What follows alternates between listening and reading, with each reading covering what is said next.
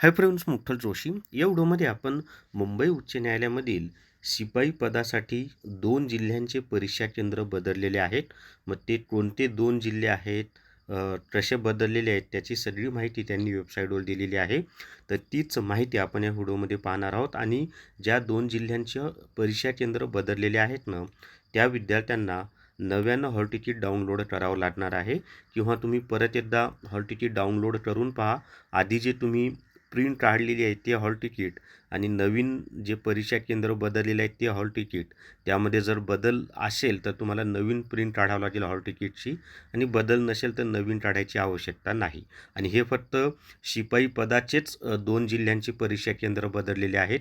लिपिक आणि चालकच्या परीक्षा केंद्रामध्ये कोणताही बदल झालेला नाही. मग आपण आता डिटेल्समध्ये माहिती पाहूयात वेबसाईटवर जाऊन. तर व्हिडिओ शेवटपर्यंत पहा. या व्हिडिओला सर्वांनी लाईक करा, शेअर करा आणि विठ्ठल जोशी जे आपलं यूट्यूब चॅनल आहे ते सबस्क्राईब करा. जर तुम्हाला हायकोर्ट पिऊन टेस्ट सिरीज घ्यायची असेल तर प्ले स्टोअरवरून विठ्ठल जोशी ॲप डाउनलोड करा आणि हायकोर्ट पिऊन टेस्ट सिरीज विकत घ्या. याच्यामध्ये सुरुवातीला 30 टेस्ट दिल्या होत्या, पण आता 180पेक्षा जास्त टेस्ट दिलेले आहेत आणि पिऊनचे झालेले पेपरसुद्धा यामध्ये दिलेले आहेत.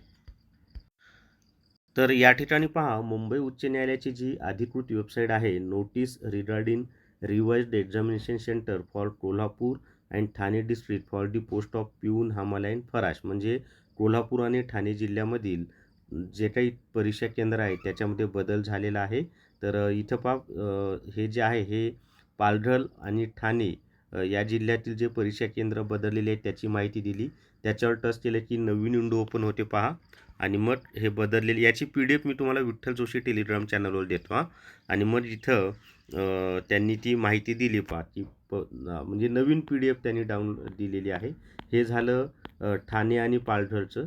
तसंच त्यांनी काय केलेलं आहे, हे जे कोल्हापूरचं आहे, या कोल्हापूरला टच केलं की एक नवीन विंडो ओपन होते आणि इथे कोल्हापूरची PDF त्यांनी दिलेली आहे, ज्यामध्ये परीक्षा केंद्र बदललेले आहेत. याची PDF मी तुम्हाला विठ्ठल जोशी टेलिग्राम चॅनलवर देतो पहा.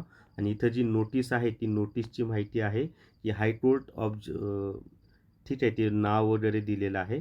आणि काय दिलेलं आहे तर advertisement dated 8/12/2025 for the post of, ठीक आहे, हे काय आपल्याला एवढं महत्त्वाचं नाही. हां, नोटीस पहा. With reference to the notice dated 21/4/2026 regarding publication of examination centres for the screening test for the post of peon हमाल फरास, it is hereby informed that an adventure error has occurred in the examination and inadvertent आहे बरं का, ते adventure नाही आहे. And inadvertent error has occurred in the examination center lists published for Kolhapur and Thane district.